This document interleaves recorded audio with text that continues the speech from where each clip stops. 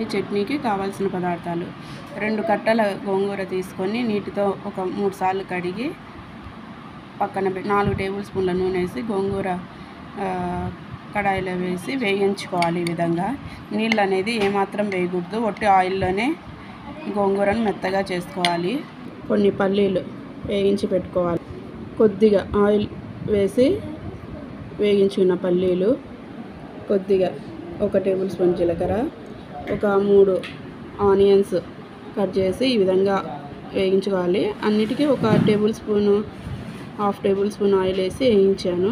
పచ్చిమిర్చి ఒక 15, వీటిని కొంచెం ఆయిల్ వేసి వేయించాను. ఒక 1/2 టేబుల్ స్పూన్, కొద్దిగా కరివేపాకు, కొత్తిమీర, ఇది కూడా వేయించుకోవాలి అదే కడాయిలో. కొన్ని వెల్లుల్లి, కొద్దిగా ఉప్పు. మిక్సీ జార్ తీసుకొని ఇందులో పల్లీలు అన్నీ వేసుకోవాలి. చూడండి, పల్లీలు మొత్తం వేసాము. ఇప్పుడు ఇందులోనే వేయించుకున్న జీలకర్ర వేసుకోవాలి. ఇందులోనే 1 టేబుల్ స్పూన్ ఉప్పు వేయాలి. తక్కువ వేసుకున్నా పర్వాలేదు, మళ్ళీ లాస్ట్న చూసి వేసుకోవచ్చు ఉప్పు. వీటిని మెత్తగా పొడి చేయాలి. చూడండి, మెత్తగా అయినది పొడి. ఇప్పుడు ఇందులో పచ్చిమిరపకాయలు, ఇందులోనే కరివేపాకు, కొద్దిగా కొత్తిమీర,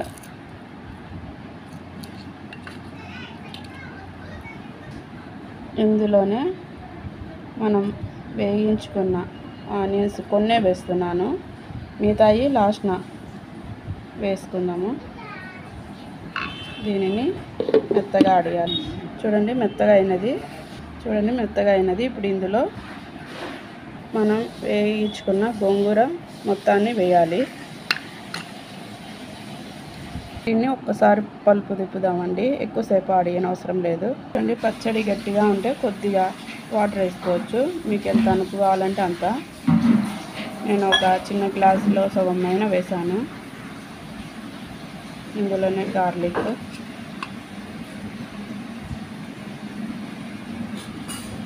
కొన్ని ఆనియన్స్ వేసి ఒక్కసారి కలుపు ఆడించుకున్నాం. చూడండి, నీళ్ళని మీకు ఎంత సరిపోతే అన్ని వాటర్ వేసుకోండి. ఉప్పు ఇంకా కొద్దిగా వేసాను, ఉప్పు తక్కువగా ఉన్నది. వీటిని ఒకసారి మెత్తగా ఆడిద్దాం.